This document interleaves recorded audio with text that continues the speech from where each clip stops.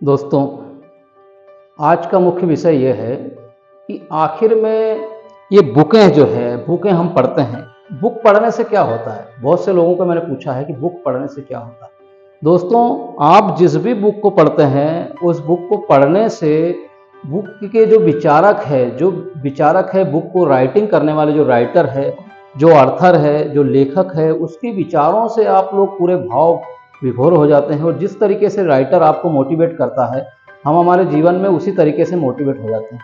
दोस्तों, तो बुक पढ़ना बहुत ज़रूरी है। आज आपने देखा होगा, जो बड़े-बड़े जो सेलिब्रिटी है, बड़े-बड़े स्टार हैं, बड़े-बड़े जो समाज सेवी, बड़े-बड़े नेता और अभिनेता जितने भी लोग हैं, सब बुक पढ़ते हैं। एपीजे अब्दुल कलाम, अटल बिहारी वाजपेयी जी, प्रधानमंत्री नरेंद्र मोदी जी, नितिन गडकरी जी, रतन टाटा जी, धीरूभाई अंबानी जी और भी जितनी भी हस्तियां हैं देश की, वो सभी बुक पढ़ती है। कोई ना कोई सभी व्यक्ति बुक पढ़ते हैं और बुक से लोग प्रेरित होते हैं और नई नई ऊर्जा का संचार उनमें होता है। आज मैं आपके सामने जो विचारधाराएं प्रस्तुत करूंगा मैं रॉबर्ट टी कियोसाकी, जो जापान के एक ऑथर थे, लेखक थे, उनके द्वारा एक लिखी गई बुक है जिसका नाम है रिच डैड पुअर डैड। साथियों, यह बुक जो है, काश मैं सोचता हूँ कि अगर आज से मुझे 10 वर्ष पूर्व अगर यह बुक मिल जाती तो मेरी लाइफ में बहुत कुछ चेंजेस हो जाता। तो साथियों, जिन लोगों ने यह बुक नहीं पढ़ी हो वो बुक पढ़ें, और जिनको बुक पढ़ने का समय नहीं है, मान लो आप लोग बिजी हो और आप लोग नहीं पढ़ पाते, उनको पूरी तरीके से ये बुक मैं यूट्यूब के ऊपर पढ़ के पूरी सुनाऊंगा और इसके विचारों को सुनाऊंगा। दोस्तों, रॉबर्ट टी कियोसाकी और उनका फ्रेंड जो थे माइक उनका जो फ्रेंड एक पढ़े लिखे परिवार से था और अमीर परिवार से था, जबकि रॉबर्ट टी कियोसाकी के पिताजी ज़्यादा पढ़े लिखे थे और एक गरीब परिवार से थे। एक समय एक ऐसा आया कि जब दोनों की उम्र 8-8 साल थी, 7-7 8-8 साल थी। उस समय की बात है कि माइक की जो मम्मी है उसको पिकनिक पे जाना पड़ा, तो माइक भी गया। तो माइक के अन्य साथी को ले जाया गया, बाकी लोगों को नहीं ले जाया गया। बाकी लोगों को इसलिए नहीं ले जाया गया क्योंकि रॉबर्ट टी कियोसाकी को भी इसलिए नहीं ले जाया गया ताकि जो है वो ताकि वो गरीब थे, इसलिए नहीं ले गया क्योंकि वो गरीब थे। अगर वो अमीर होते तो उनको माइक की मम्मी ले जाती। ये बात दोस्तों रॉबर्ट टी कियोसाकी के दिल के अंदर बहुत जम के चुभी, इतनी चुभी कि उनने अमीर बनने का मन में ठान लिया। अब रॉबर्ट टी कियोसाकी का एक 8 साल का जो बालक था, उसके मन में एक ही रात दिन चर्चाएं चल रही थी। उनके अंदर जो थी एक ही डिजर्व हो रही थी कि किस तरीके से मैं अमीर बनूं ताकि माइक की मम्मी जिस तरीके से मुझे छोड़कर गई थी, मुझे अब छोड़कर नहीं जाए। उनको बहुत ही गिल्टी महसूस होती, बहुत ही बेइज्जती महसूस होती थी दोस्तों। तो दोस्तों, उन्होंने एक काम किया कि अपने पिताजी से पूछा, कौन से जो उनके पिताजी पढ़े लिखे थे, उनको बोलते थे खुद के जो स्वयं के रियल पिताजी थे, रियल फादर थे, उनको वो बोलते थे पुअर डैड। और जो माइक के पिताजी थे उनको भी वो अपना पिताजी ही मानते थे, उनको बोलते थे वो रिच डैड। ऐसे उनके दो पिताजी इस तरीके से, एक माने हुए पिताजी थे और एक स्वयं के पिताजी। तो अचानक जो है, जब रॉबर्ट टी कियोसाकी ने अपने पिताजी से पूछा, जब अपने पुअर डैड से पूछा, मतलब रियल फादर से पूछा, पिताजी हम लोग अमीर कैसे बन पाए, तो रॉबर्ट टी कियोसाकी के जो पिताजी थे उनका कहना यह था कि ये बात मुझे नहीं मालूम, इसके लिए मेहनत लगती है और आप माइक के पिताजी, मतलब आपके फ्रेंड जो माइक है उसके पिताजी से पूछो। तो माइक के पिताजी से, अब समस्या ये थी, प्रॉब्लम थी रॉबर्ट टी कियोसाकी के सामने, रॉबर्ट के सामने, कि एक 8 साल का बालक उतने बड़े अमीर आदमी जिसके कई रियल एस्टेट कारोबार थे, जिसके कई रेस्टोरेंट थे, कई मैनेजमेंट काम थे, जिनके कई किराना शॉप थी, कितनी जनरल स्टोर थी, कितने ही अखबार चल रहे थे, ऐसे मल्टीपर्पज टैलेंटेड व्यक्ति या इतने अमीर व्यक्ति से वो कैसे मिले। आखिर में उसने एक रास्ता निकाल ही लिया। वो बस पकड़ के गए, माइक के घर पे गए और माइक से पूछा कि बोले आपके पिताजी घर पर है? तो माइक ने बोला हाँ घर पर है, और बोले मुझे आपके पिताजी से मिलना है। तो बोले फ्रेंड आपको क्यों मिलना है मेरे पिताजी से? बोले मेरे को पिताजी से ये बोलना है कि अमीर कैसे। दोस्तों, धीरे धीरे एक समय आया, 1 घंटे 2 घंटे तक इंतजार किया रॉबर्ट ने। 1 घंटे बाद जो है माइक के पिताजी अचानक उसको मिल गए। तो एक पुराने कमरे में बैठे हुए थे। तो रॉबर्ट के बारे में माइक ने बताया, पिताजी मेरा फ्रेंड रॉबर्ट है और ये आपसे मिलना चाहता है। बोले किस संबंध में? बोले इस संबंध में मिलना चाहता है कि ये अमीर बनना चाहता। तो माइक के पिताजी ने बोला, बोले 1 घंटा और मेरा वेट करो। तो माइक के पिताजी ने जैसे ही बोला उसको कि 1 घंटा वेट करो, तो रॉबर्ट ने 1 घंटे और वेट किया। 1 घंटे वेट करने के बाद माइक के पिताजी आए और उनसे मिले। मिलने के बाद उनसे पूछा कि क्या आप वास्तव में अमीर बनना चाहते हो? बोले हाँ, मैं अमीर बनना चाहता हूँ, बहुत दिन से मेरी जिज्ञासा है, मेरे पिताजी भी बोलते हैं कि मुझे अमीर बनना है। दोस्तों इस बीच में क्या हुआ कि रॉबर्ट के जो मतलब जो माइक के पिताजी थे, उन्होंने बोला कि आपको लिखकर थ्योरेटिकल तो मैं नहीं सिखा पाऊंगा, मैं आपको प्रैक्टिकल तरीके से सिखाऊंगा।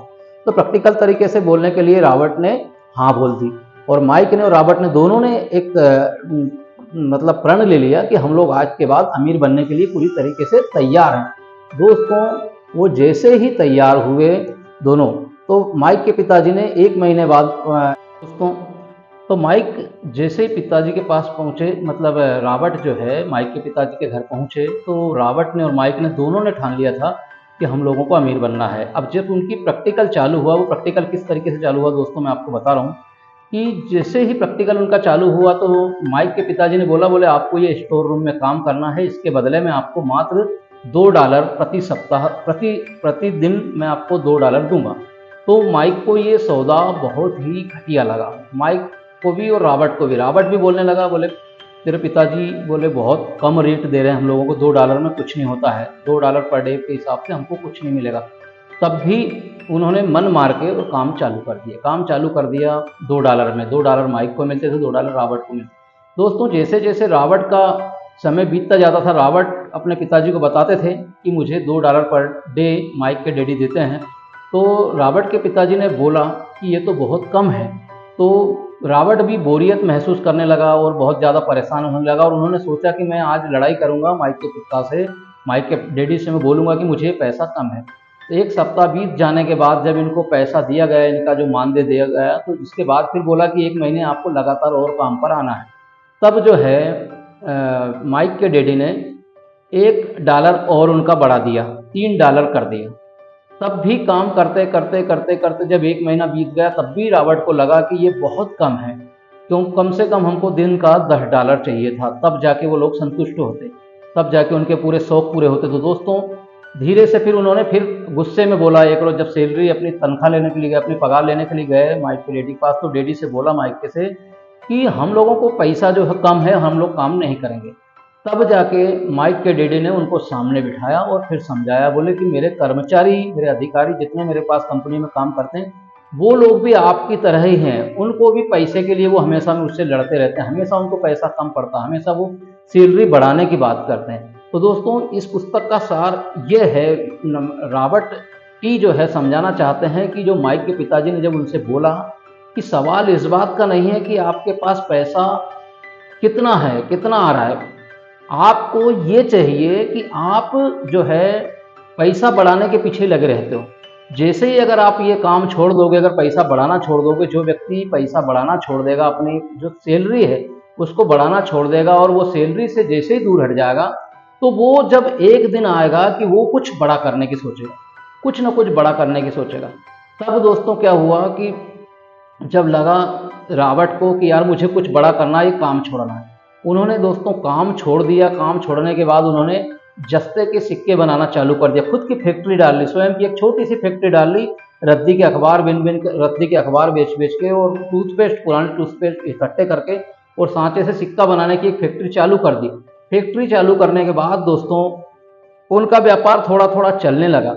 तब जाके रॉबर्ट और माइक के पिताजी ने उनको समझाया कि ये सरकार तरफ से गैर कानूनी है, सिक्के बनाना गैर कानूनी है। तो उन्होंने अपनी पूरी फैक्ट्री को बंद कर दिया, जबकि वो फैक्ट्री मात्र ₹10 में स्टार्ट हो गई थी। दोस्तों अगला जब उन्होंने सोचा कि हमको और ऐसा क्या काम करें कि जिस काम में हमको वहां पर रहना न पड़े, रॉबर्ट टी जो बोलते हैं कि हमको दुनिया में ऐसे काम करना चाहिए जहां पर हमारी अनुपस्थिति में भी पैसा आता रहे।